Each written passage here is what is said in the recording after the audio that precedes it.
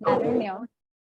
Hola, muy buenas tardes a todas y todos. Desde Ciencia en Panamá agradecemos tanto a las personas que están en formato virtual como a las personas que están en presencial hoy desde David Chiriquí en la sede de la UDI de la Universidad del Istmo, quien son colaboradores de Ciencia en Panamá en este nuevo ciclo de conferencias que tenemos en el año 2023. Hoy, desde David, les dejaré con el doctor Amador Budrich, que ha concebido un panel de colegas científicas que van a estar hablando hoy sobre todo acerca de tuberculosis. Y agradecer también a Alfredo Moltó, que es nuestro coordinador del grupo de ciencia en el interior, quien ha estado llevando a cabo, encabezando pues la organización desde David. Muy agradecido por esto. Entonces vamos a tener los micrófonos en silencio. Todas las preguntas, por favor, las colocan en el chat. También un agradecimiento muy especial a nuestro compañero Arturo Rebollón, el decano de la Facultad de Ciencias de la Salud de la Universidad del Istmo, quien también ha gestionado estas reuniones y el formato que tenemos desde la UDI. Así que adelante y muchas gracias por estar con Ciencia en Panamá. Gracias, Ivonne, de parte del Grupo de Trabajo de Ciencia en el Interior de Ciencia en Panamá. Estamos honrados en poder organizar esta sesión. Creo que es la primera que se está organizando acá en Chiriquí y esperemos que sean muchas más y también con bastantes sociales después de las actividades científicas. Tenemos como expositoras, excelentes expositoras el día de hoy, a la licenciada Sara Miranda, microbióloga por parte de INDICASAT, y a la doctora Erika Ferguson, del Hospital Materno Infantil José Domingo de Oradía, de epidemiología. Así que, sin más, el doctor Amador Budrich de INDICASAT también nos está apoyando con la organización.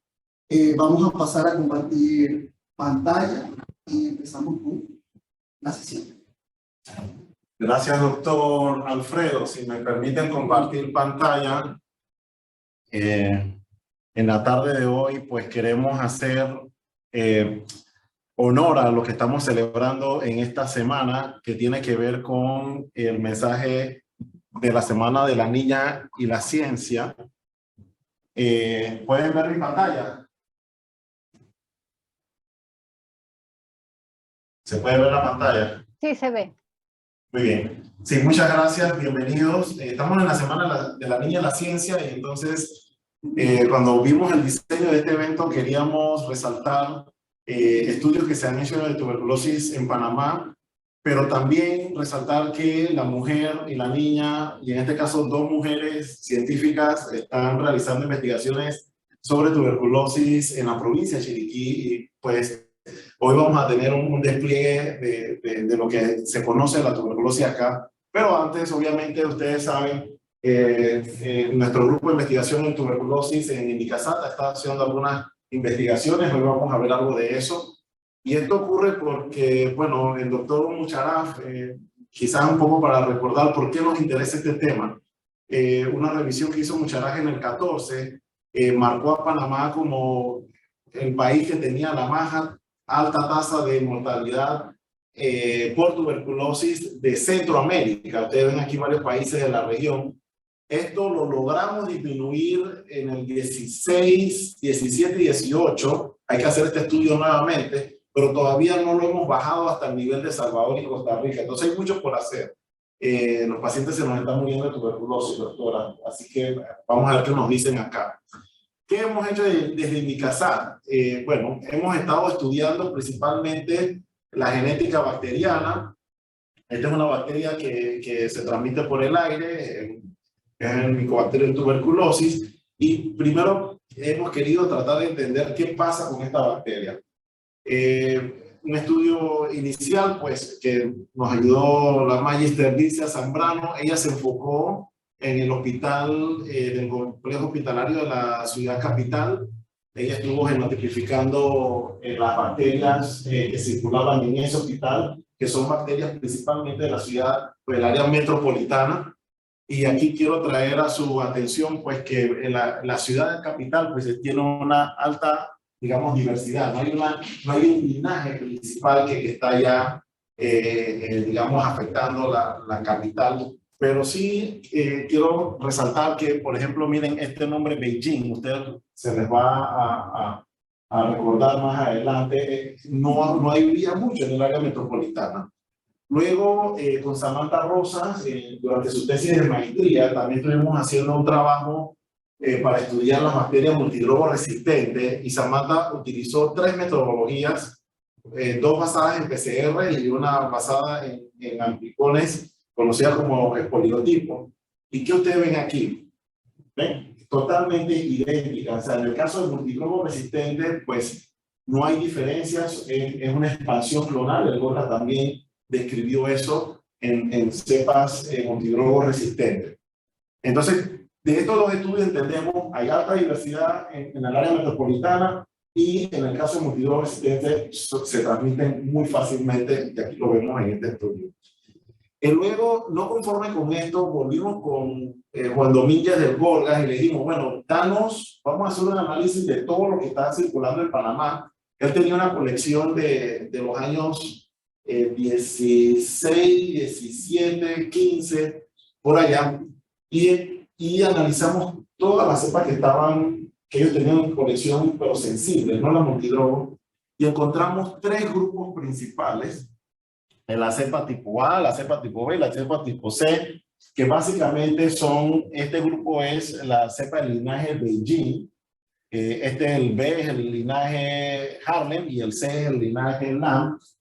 Y esto fue importante porque, como ustedes ven, el linaje Beijing fue observado principalmente en la provincia de Colón, y nosotros eso ya nos ha preocupado. De hecho, luego de este artículo hubo otro artículo que trabajó y logró identificar con esta metodología que se conoce ASO-PCR, que Sara va a explicar más adelante, que la provincia de Colón tiene alta incidencia de Beijing, que es un linaje que tiene tendencia a, digamos, desarrollar resistencia.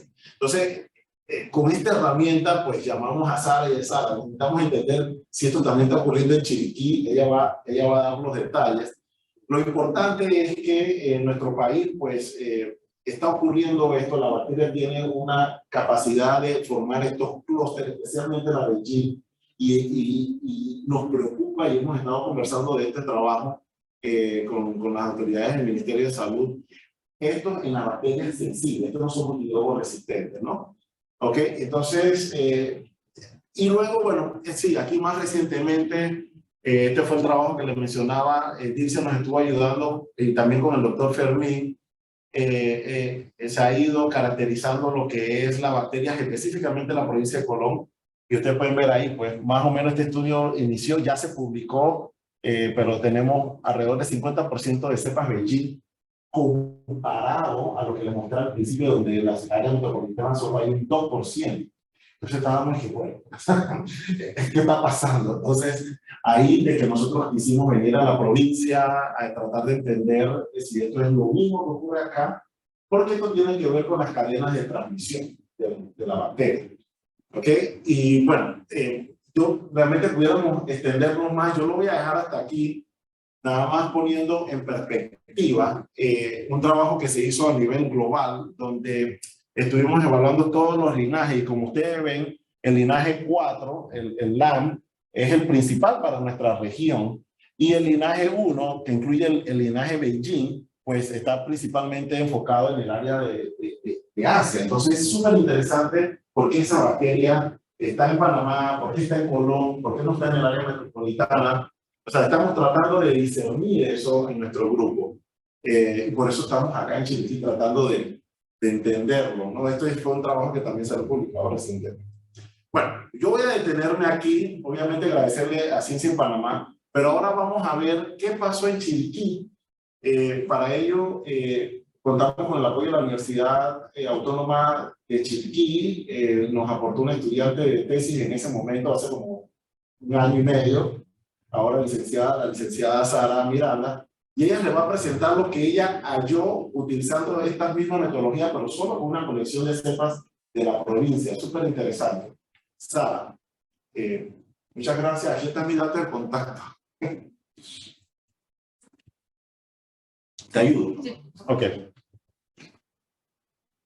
A ver, esta. Sí. Ok. Ok. Muy bien. Con ustedes, Sara. Ok, como mencionaba el doctor Amador, nosotros realizamos una investigación en Indicasat en colaboración con el Hospital Ovaldía, que se basa en la genotipificación de aislado del complejo Mycobacterium en tuberculosis proveniente del Hospital Materno Infantil José Domingo de Ovaldía en la provincia de Chiriquí. Y nuestro propósito fue brindar información y nuevos datos para conocer cuáles son las cepas y cuáles son estos genotipos causantes de la tuberculosis en la provincia de Chiriquí, utilizando una metodología sumamente fácil, eficaz y sencilla para poder saber cuáles son estos genotipos. Es decir, nosotros aplicamos la ASO-PCR, que es oligonucleótidos de alelo específicos, que son marcadores que nos permiten saber cuál es el genotipo de esta cepa causante de la tuberculosis en la provincia de Chiriquí. Nuestra hipótesis se basó en que si alguna de estas cepas son más eficientemente transmitidas, entonces deberá haber una diferencia en el número con respecto a otras regiones. O por otro lado, puede que estas cepas no sean tan eficientemente transmitidas y entonces sí va a haber un número diferente en cuanto a las cepas que están en otras regiones como en Panamá y en Colombia.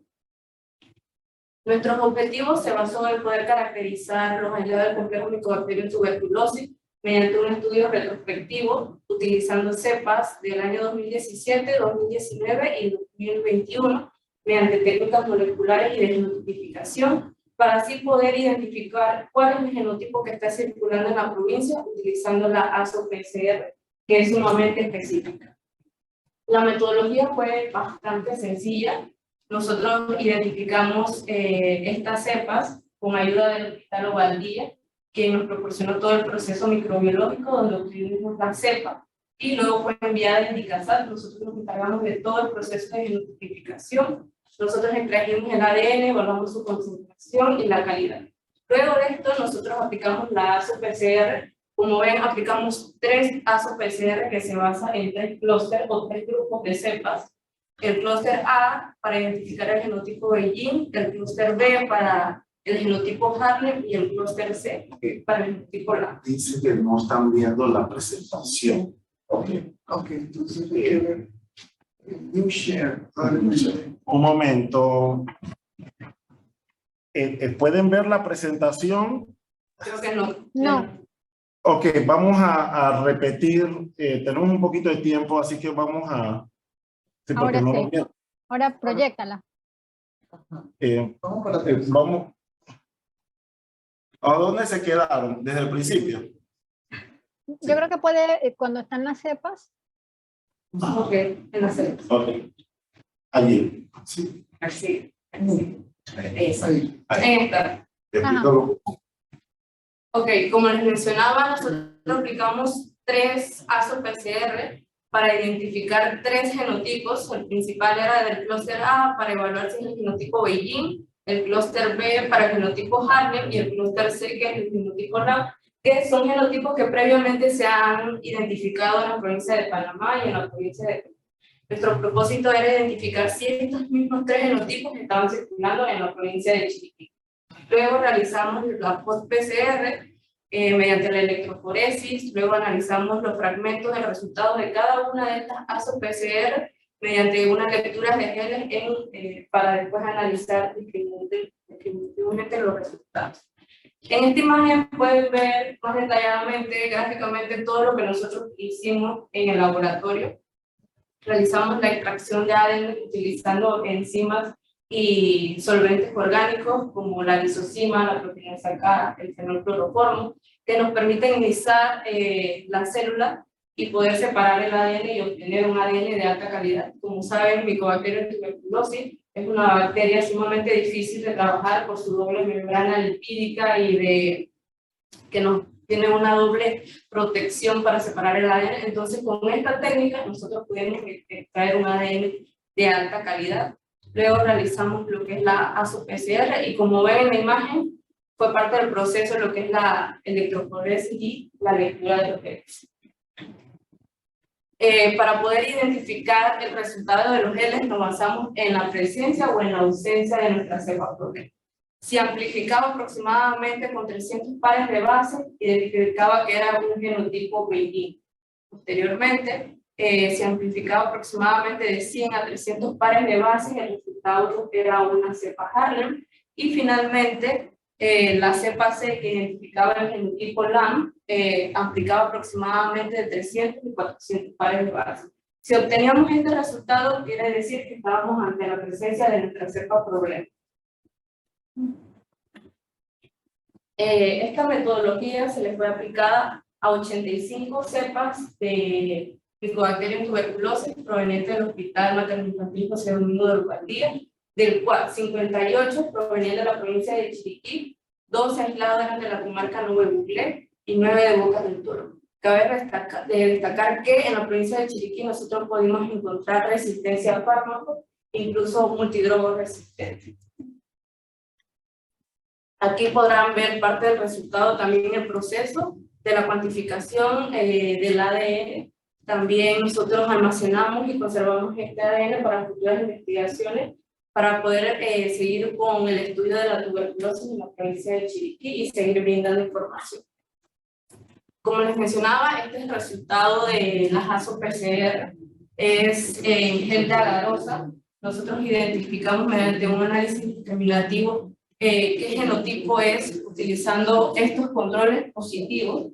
Se amplificaba de acuerdo a nuestro control, que en este caso es el clúster A para el genotipo Beijing, identificaba que era esta cepa problemática de genotipo Beijing. Estas dos imágenes de acá hacen referencia a los resultados del clúster B, es decir, que son amplicones iguales que nuestro control positivo de un genotipo HAR. Posteriormente, esta es nuestra última ASO-PCR para evaluar la cepa C del clúster LAM, que como pueden ver solamente en estos genes pudimos ver 2 resultados con este genotipo. En total, nosotros pudimos genotipificar mediante ASO-PCR 3 cepas del genotipo Beijing, 2 cepas Harlem y 5 cepas LAM. Esto quiere decir que nosotros analizamos un total de 10 cepas de Mycobacterium tuberculosis en la provincia de Chiriquí utilizando esta herramienta, y de acuerdo a los resultados de las 10 cepas que logramos caracterizar genotípicamente, solamente encontramos que el linaje 4 es el que está en mayor distribución en toda la región chiricana. Posteriormente no encontramos en nuestra colección la misma cantidad de cepas circulantes en la provincia de Panamá y en Colón. Como mencionó el doctor Amador, aproximadamente el 40 o 50% de cepas circulantes en la provincia de Colón es del linaje Beijing. Esto quiere decir que nosotros no tenemos esta misma cantidad de cepas y la misma distribución de este genotipo acá en la provincia de Chiriquí. Esto quiere decir que hay una diversidad y una variedad en la provincia de Chiriquí. No tenemos la misma cepas genotípicas causando la tuberculosis en la provincia de Colón. Sin embargo, estos hallazgos proveen nuevos conocimientos para poder entender la epidemiología de la TB aquí en la provincia de Chiriquí. También reconocemos que la ASO-PCR es sumamente eficaz para poder ser aplicada en los hospitales, en los centros de salud, para poder brindar un diagnóstico sumamente más eficaz y directo al genotipo de esta cepa circular. De manera de recomendación, recomendamos aplicar otras herramientas de genotipificación como la MIR-UNTR, poder realizar análisis de genoma completo y sobre todo implementar estas estrategias de diagnóstico para poder hacer una vigilancia epidemiológica más eficaz en lo que es la provincia de Chiriquí y en sus zonas de difícil acceso como en Bocas del Toro y la comarca Nueva. Y finalmente agradecerles a todos los presentes que están aquí, a Ciencia Panamá por el espacio de divulgación científica, al Hospital Ovaldía y a la Fundación de Beox por financiar parte de esta investigación. Gracias.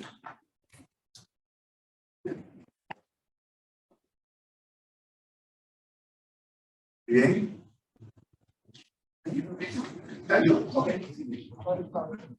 Seguimos haciendo la transición. Bueno, luego de haber visto esto, que se ha estado trabajando en la provincia de Chiriquí, pues tenemos que hacer un acercamiento a lo que está ocurriendo y la mejor opción es conocer esto de manos de la jefa del Departamento de Epidemiología del Hospital José Domingo de Bobadilla. La doctora Erika Ferguson tiene un poquito la visión de lo que está pasando y por eso el conversatorio del día de hoy. Bueno, para forma de introducción, primero agradecer a todos los por estar aquí o acompañándonos. El Hospital Materno Infantil José Domingo de Bobadilla, pues primero hay que aclarar que ve pacientes de no solo de la provincia de Chiriquí, sino también de la provincia de Bocas del Toro, de la región de la comarca Nuevo Buglé, y por ende, entonces vamos a tener una diversidad de población. Vamos a hablar específicamente nosotros de lo que es la prevención y control de la mortalidad materna secundaria a tuberculosis gestacional. Y como estamos hablando de investigación, definitivamente hay muy poca investigación en embarazadas con tuberculosis. Se han encontrado pues algunas evidencias y de eso es de lo que vamos a hablar. En general la tuberculosis logra matar 500.000 mujeres anualmente y es desproporcionado el número en esas mujeres en sus años reproductivos. A nivel mundial se ha estimado que para el 2019 10 millones de personas enfermaron de tuberculosis y de esos 2 millones fallecieron. En la población femenina mayor de 15 años, el 32% de estos 10 millones eran las afectadas. Y en los menores de 15 solo se encontró el 12%. Esto que nos dice que la mayoría de la población afectada son la población masculina. Pero esto no sucede en la población de 15 a 24 años. En la población de 15 a 24 años las mujeres poseen tasas 2 veces más altas que hombres.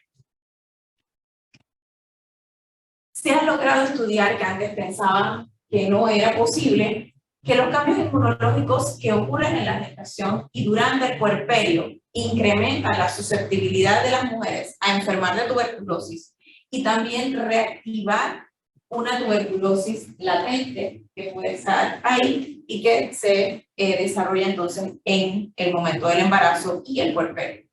Las mujeres en el posparto temprano sobre todo logran tener el doble de probabilidades de desarrollar esa tuberculosis que las mujeres que no están embarazadas.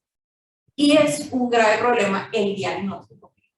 El diagnóstico clínico lo tenemos muy frecuente porque ellas muchas veces son totalmente asintomáticas, no expectoras, no se les logra tomar la muestra. O sea que lo más importante en una paciente embarazada y también en pediatría es la sospecha del médico. La tuberculosis gestacional en países desarrollados va de 4 hasta 39 casos por 100.000 habitantes. Y en áreas endémicas se ha logrado ver que más de 60 casos por cada 100.000 habitantes. Y aumenta la mortalidad de esta tuberculosis en esa paciente embarazada y puérpera después de haber tenido su bebé. Todas las tuberculosis gestacionales tienen sus complicaciones, tanto las tuberculosis pulmonares como extrapulmonares. Tienen más riesgo de hospitalizaciones prenatales, de abortos espontáneos. Y muchas veces estas pacientes, y me voy a hablar de los abortos espontáneos, porque como vemos una población grande de lo que es la comarca Nuevo Buglé, muchas veces la paciente tiene un aborto en un área de difícil acceso y cuando baja son días después de haber tenido un aborto, a veces ya cervical. El sufrimiento fetal, que también subsecuentemente logra tener entonces un bebé prematuro, que va a tener entonces más riesgo de complicaciones a diferencia pues de las pacientes que no tienen tuberculosis. También el bajo peso al nacer, o sea, un bebé que puede nacer bajo peso, es mucho peor si la madre está con una tuberculosis avanzada, complicada y que sea diseminada. También aumenta la mortalidad perinatal, que va desde antes del nacimiento hasta 7 días después, también es un aumento fuera de que se puede o no contagiar de tuberculosis. Y la mortalidad materna, que en Panamá la definición de caso, y hay que tenerla claro ahora que vamos a iniciar a hablar sobre esa específicamente, es toda mujer en la etapa del embarazo y el puerperio hasta un año después de haber tenido su bebé. ¿Por qué? Porque es un indicador de salud mundial que Panamá tiene que reportar e investigar cuáles son de estas muertes maternas las que son directamente relacionadas con el embarazo y sus demoras de atención en salud y que lleguen a una instalación y puedan ser evaluadas adecuadamente. Y aquellas que son indirectamente relacionadas, en las cuales entra la tuberculosis o cualquier otra enfermedad subyacente que se va a exacerbar con la condición inmunológica de una mujer embarazada.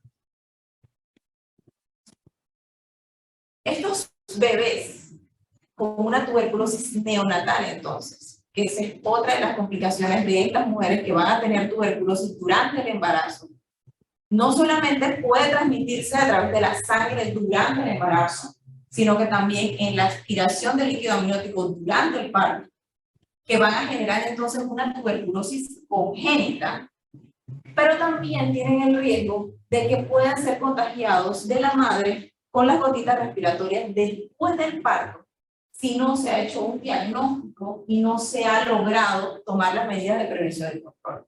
Estos recién nacidos no se les separa de su madre, estos recién nacidos van a ir con ella y se les recomienda más bien una lactancia materna, pero con todas las medidas de prevención y control para que ese niño no adquiera una tuberculosis postnatal. Pero definitivamente es una de las patologías que puede existir una complicación que va a darnos de qué pensar entonces a los médicos.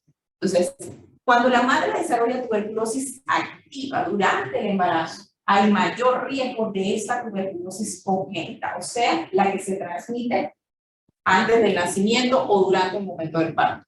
También se dice que es muy raro si la madre ha recibido tratamiento correcto, y para poder recibir tratamiento correcto antes del parto hay que hacer el diagnóstico.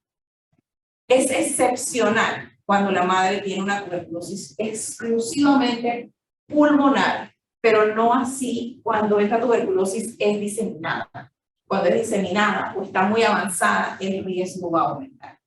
Pero también se dice que se puede diagnosticar una tuberculosis congénita, y hay estudios que han logrado determinarlo, que ese bebé puede nacer totalmente asintomático y desarrollar los síntomas hasta 2 y 3 semanas post-parto. O sea que no se puede dejar ir a ese niño y no darle seguimiento, porque puede ser que más adelante nos desarrolle una tuberculosis congénita.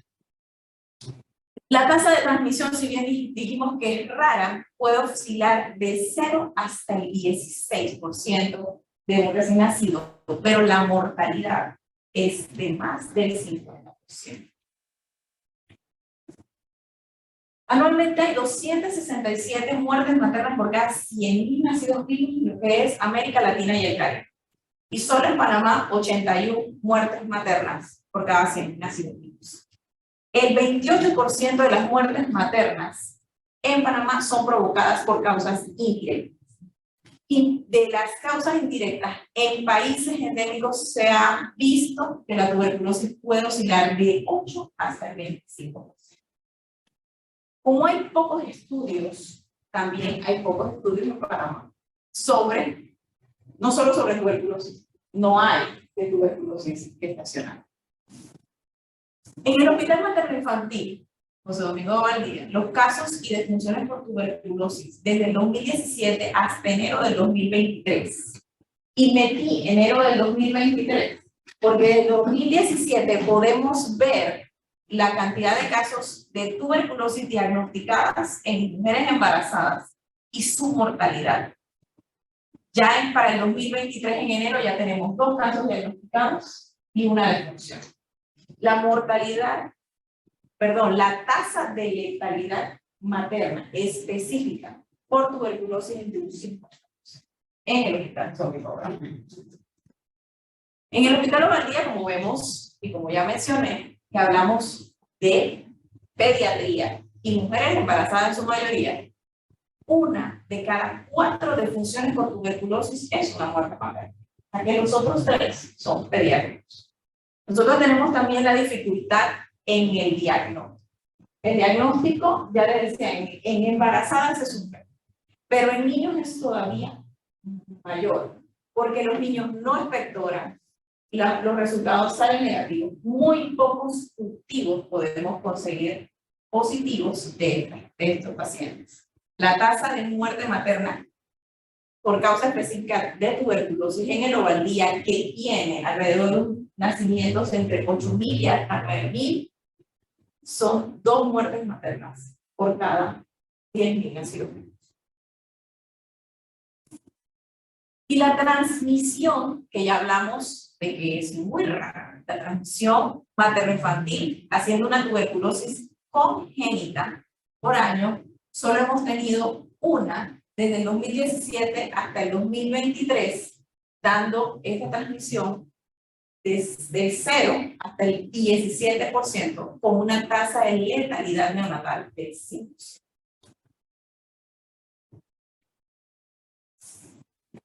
Y lo que nos enfoca, epidemiología, medidas de prevención y control. La primera medida de prevención que tenemos va a ser la vacunación. La vacunación con BCG, que es una vacuna que previene, pero solo de forma grave. No previene de la enfermedad en sí. Y cada vez estamos viendo más vacunación de BCG en nuestras salas pediátricas. O sea, el Hospital Ovaldía le pone BCG a todos los nacimientos del hospital y de los nacimientos de hospitales privados que también llegan al Hospital Ovaldía a ponerse la vacuna. Pero cada vez más estamos teniendo pacientes hospitalizados en salas de pediatría, niños de más de un mes sin esta vacuna. Para el cierre del 2022 se vacunaron 85 niños en edades mayores de un mes en el Hospital Ovaldía. Nuestra segunda medida de prevención, la búsqueda de casos. Pienso que la más importante. Si no buscamos los casos, no los vamos a encontrar. Y esto es en atención primaria. Cada vez estamos viendo más diagnóstico en los hospitales. Y nos estamos quedando muy cortos en el diagnóstico en pediatría. Se dice, la Organización Panamericana de la Salud, que el 69% del diagnóstico pediátrico se está quedando por fuera del diagnóstico. Dijimos que los menores de 15 años solamente abarcaban el 12% de todos los diagnósticos. Bueno, debe ser mucho más. Las embarazadas. En las áreas endémicas, la tuberculosis, los lugares más endémicos aquí en este país son Panamá Oeste. Tenemos también muchos casos de Bocas del Toro. Tenemos que buscarlo ahí, embarazadas y pediátricos, porque el porcentaje de pacientes en esos lugares va a ser mayor. Seguimos quedándonos cortos en esa búsqueda. Contactos de casos diagnosticados. No nos podemos quedar con que ninguno tose. Hay que buscar más allá de la tos. Todos deberían tener una radiografía de tórax. Se les debería hacer seguimiento. Si tú estás diagnosticando a un paciente que es bacilífero sobre todo, tienes que buscar esos contactos. Cada vez que sospechamos una tuberculosis en pediatría, peor aún si tiene un cultivo positivo, se tiene que buscar todos los contactos, muchas veces no solo los domiciliarios. Personas en condiciones de riesgo, todos los que son inmunosuprimidos, cáncer, VIH, esos hay que tener una pesquisa todavía mayor. Y obviamente las zonas de alta carga de enfermedad tenemos que hacer más presión en la búsqueda de pacientes. La quimioprofilaxis, esos contactos de casos diagnosticados. Hablamos de que en menores de 12 meses la transmisión de la tuberculosis va hasta un 50%. En niños menores de 5 años hasta un 25%. Y en los adolescentes está en un 15%. Hay que buscar más, hay que dar el diagnóstico para poder tratar los que verdaderamente están enfermos y quimioprofilaxis a los que están en riesgo, pero no han desarrollado la enfermedad. Pero muchas veces nos encontramos con niños que no se les dio quimioprofilaxis en ese momento y que años después aparecen entonces con una escrófula, con una tuberculosis complicada y quedan en el hospital y se diagnostican otra vez. Personas con condiciones de riesgo, como hablábamos, pacientes con VIH, pacientes, ya les digo, inmunosuprimidos, sobre todo aquellos que viven con pacientes ya diagnosticados y bacílicos. Educación. La educación es, sobre todo, la arma que tenemos, hay que educar a las comunidades. Así como todo el mundo está con COVID, yo quiero que me hagan la prueba de COVID porque yo tengo COVID, pero la comunidad, si tenemos a los promotores de la salud, a los líderes comunitarios, educados, capacitados para que busquen casos, al personal de salud, para que sepan cómo diagnosticar, cómo buscar más allá de simplemente la definición de casos, que obviamente es la tos por más de 15 días, que muchos no la van a tener.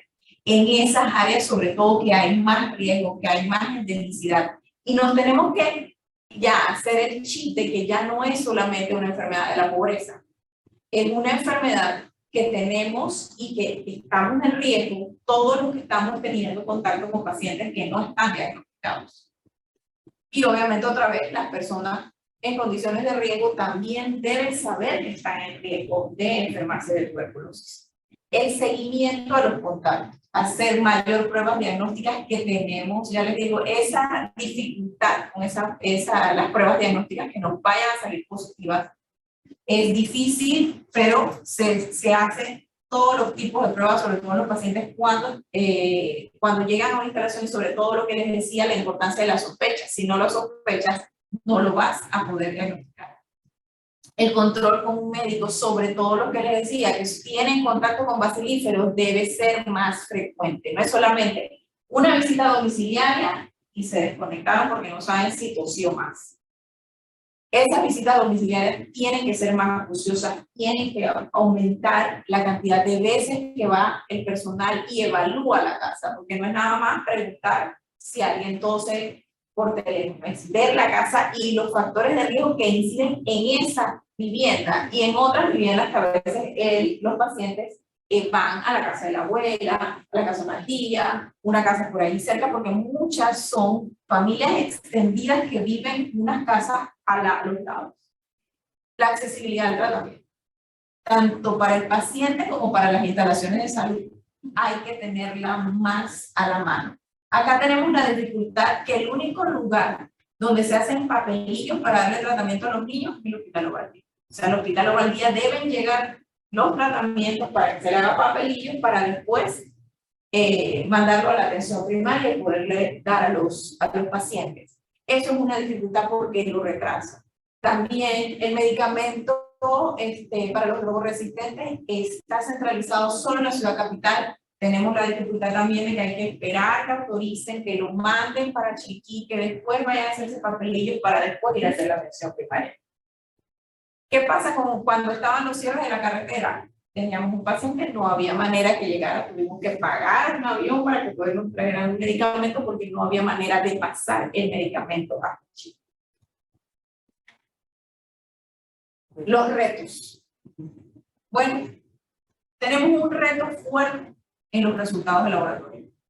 La demora de los cultivos hace que muchas veces ese paciente mejore clínicamente, se le dé salida y cuando sale el resultado cultivo positivo, entonces no encuentran casa. Ahorita mismo tenemos una que no la hemos encontrado. Comarca está, no, pediátrico, y tristemente no la hemos encontrado. Área de difícil acceso, donde no se puede, y en época lluviosa todavía es mucho más difícil. Entonces, los métodos diagnósticos nos siguen dando problemas. Entonces, eso hace que se demore, primero las acciones, la búsqueda de control de contactos y obviamente el inicio del tratamiento. La demora en la llegada de los medicamentos a las instalaciones, que es lo que les acababa de comentar, que hace que se demore el inicio y también la continuidad, porque es un medicamento y es un tratamiento largo que tienen que seguir tomando, y obviamente son medicamentos rutinarios que tienen que empezar. Y cuando son pacientes drogoresistentes es peor porque también los tienen que mandar al hermano. Y tenemos que volver a mandar la nota para que el medicamento para que llegue entonces hasta las instalaciones. Y la sensibilización de la importancia del tratamiento, la sensibilización de todos, es del paciente, que necesitamos que esté consciente que es un tratamiento que es largo, es cierto, pero que se tiene que completar. Muchas veces por ser áreas de difícil acceso, entonces se le da el tratamiento a la mamá para que se la dé al niño porque no puede bajar todos los días a la instalación más cercana. A la mamá se le olvida, no le da el medicamento. Y cuando regresa ese niño, viene entonces una drogoresistente. Mala adherencia al tratamiento, entonces subsecuentemente a eso. Que no solo la tenemos entonces en los niños, sino en esos contactos que muchas veces no se encuentran. Pérdida de seguimiento. No es poner pérdida de seguimiento, es tratar de buscar al paciente. Y bueno, ya les digo, ahorita mismo tenemos uno que ni siquiera ha tenido seguimiento, porque no se ha encontrado. Entonces hay mucho que hacer para prevenir, pero es un trabajo arduo, es un trabajo en equipo, es un trabajo que no solamente le corresponde al Hospital Ovaldía, obviamente va más allá de las posibilidades que tenemos en el hospital. Y el reto más grande, hablando de tuberculosis gestacional y neonatal, es más estudios. Estas mujeres embarazadas no se ha encontrado que el tratamiento afecte al feto. Por ende, la paciente debe tomar su tratamiento, obviamente bien evaluados, ver los medicamentos que puede y que no puede tomar. Y también cuando son embarazadas con drogoresistencia, también se tiene que hacer una buena evaluación de qué medicamentos debe poder tomar, pero que la paciente pueda tomar. Saber en realidad cuánto está costando, no solamente al paciente, a la salud en Panamá, sino a nosotros mismos como personal de salud, cada mujer embarazada con tuberculosis que fallece. La mayoría de las muertes maternas en Panamá están enfocadas en las comarcas. Comarca Nuevo Buglé, comarca Lunayala, comarca Emberá, Darién, pero también tenemos una carga importante en Bocas del Toro, que tienen una posibilidad de acceso más, pero sí estamos faltos de esas condiciones. Sin más, esta es la bibliografía.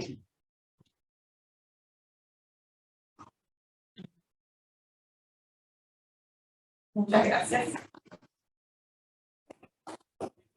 Muchas gracias a los expositores en Chiriquí, gracias también a la audiencia que tenemos en este momento, por lo menos acá virtual tenemos alrededor de unos 27 conectados, agradeciendo las preguntas. Bueno, Arturo nos tenía una pregunta, pero dice que ya fue respuesta en la última slide que tenías, Erika, sobre qué falta para controlar esa avalancha de tuberculosis.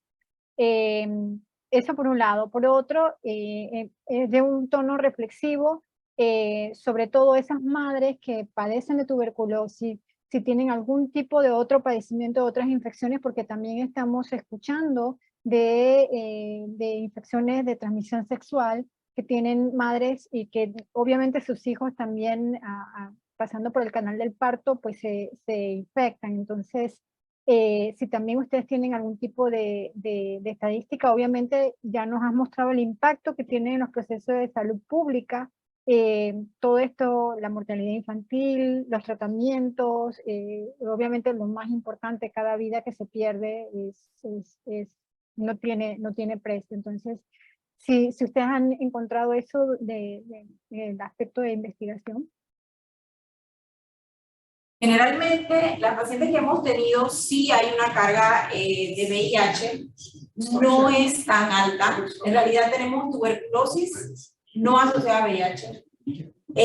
Aquellas con mortalidad obviamente aumenta el riesgo y obviamente sí hemos tenido muertes maternas por tuberculosis y VIH, pero tampoco es en su totalidad. No es una carga que hemos tenido tan alta. La verdad es que la carga más alta de enfermedades de transmisión sexual para el Hospital Ovaldía es la sífilis, y la sífilis congénita es muy fuerte, es muy amplia, y está pues no solamente en las pacientes con tuberculosis, sino pues en todas las pacientes embarazadas. De las otras enfermedades de transmisión sexual, la verdad es que es muy raro encontrar esa sinergia, tuberculosis con otras, más que todo, ya le digo, por la carga de enfermedad, la sífilis, y sí con VIH, sí, y sí tenemos una cantidad importante. Pues muchas gracias. No sé si alguna otra de las personas que están en la audiencia tienen alguna pregunta, o dentro de los que han acompañado presencialmente tienen algún comentario adicional. Muy interesante toda la exposición. Muchas gracias. La licenciada es una de las que trabaja en el Hospital José Domingo Valdía viendo precisamente los cultivos por tuberculosis. Ella y el DINEXPER. Así que ella es una de mis aliadas en el Hospital José Domingo Valdía. Importante, sobre todo la cobertura que tienen ustedes con las comarcas y obviamente lo que se ve en la población en general. Bueno, en la sala no tengo ahora mismo preguntas. Sí es importante agradecer y nuevamente comentarle a los que han atendido la sesión de esta semana, que está en su formato híbrido y que obviamente lo estamos manteniendo así Ciencia en Panamá, para poder entonces también hacer conexión con otros puntos del país. En este semestre, obviamente, esta es nuestra primera reunión fuera de la ciudad, en David Chiriquí, gracias a la alianza estratégica que tenemos con la Universidad del Istmo, que agradecemos las gestiones que han tenido, sobre todo el doctor Arturo Rebollón en su ahora faceta como decano de la Facultad de Ciencias de la Salud de la Universidad del Istmo. Y desde luego también la ayuda de nuestro coordinador en provincia, el doctor Alfredo Moltó. Alfredo, ¿tienes alguna cosa que comentar acá a la audiencia? Más que nada, muy agradecido por la presencia de todos. Muy agradecido con el doctor Arturo Rebollón, que nos brindó el enlace con la Universidad del Istmo.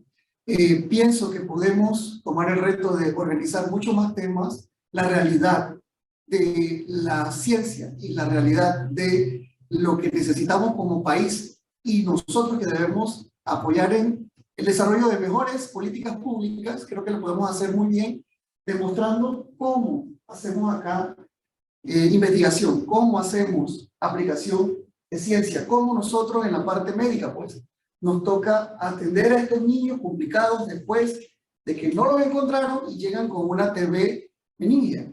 Y tenemos que utilizar grandes recursos de neurocirujanos, de subespecialistas, de hospitales de tercer nivel, para poder llevar adelante una vida. O sea, todo aquí es la base de la política pública para entonces prevención y evitar problemas más graves de salud. Creo que ese es un mensaje que lo podemos llevar todos, y agradecido a todos los que están escuchando que puedan incidir en esas políticas para avanzar. Sí, es importante, y aquí por lo menos comentarios de felicitaciones, Erika, por la conferencia. Te mandan por acá varios colegas en el chat.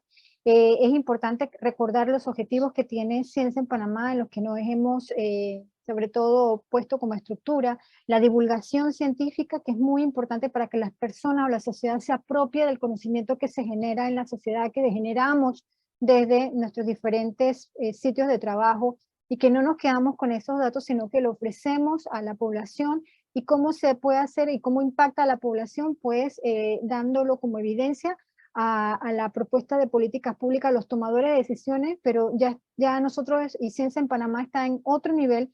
No es solamente la evidencia por sí, sino que también hacer algunos tipos de hojas de rutas o algunas propuestas, como los llamados policy brief, que nos permitan también dar opciones de por dónde ir. Y hoy, en la tarde de hoy, este grupo de investigación, de investigadores, tanto de epidemiología como la parte básica, que también es algo importante en nuestro país, ver esa transnacionalidad, lo que se hace en los laboratorios, cómo impacta y se aplica en la medicina, en la parte clínica de la medicina. Así que agradecidos por estas charlas. Si no tenemos alguna otra cosa que mencionar, recordar esta semana, como ya se mencionó al inicio, estamos con las celebraciones y las actividades del Día Internacional de la Mujer y la Niña en la Ciencia. Obviamente, Ciencia en Panamá tiene un evento que va a ser este sábado 11 y desde ya les comunico y queda aquí plasmado que hemos logrado que se bequen a 40 jóvenes científicas y que provienen de 8 provincias de nuestro país, y eso es un gran triunfo de que podamos ser mucho más equitativos y que todo esto, estas experiencias de que incentiven más personas y sobre todo reducir la brecha de género en el mundo de las ciencias, permita a jóvenes de diferentes áreas de nuestro país poder tener contacto con otras investigadoras. Y agradecemos muchísimo a las investigadoras en Chiriquí, a la doctora Erika Ferguson, a la licenciada Sara, que nos ha acompañado en la tarde de hoy, de licenciatura de UNACHI, y obviamente al doctor Alfredo Molto y al doctor Amador Budrich, que han organizado la conferencia desde Chiriquí, y agradecemos a todos y cada uno de ustedes, a todas y todos de ustedes que hayan sacado su tiempo para conectarse a Ciencia en Panamá en esta conferencia mensual de nuestras reuniones, y los esperamos para nuestra siguiente reunión en un mes, en el primer martes de cada mes de Ciencia en Panamá. Así que buenas tardes y gracias a todos y todas.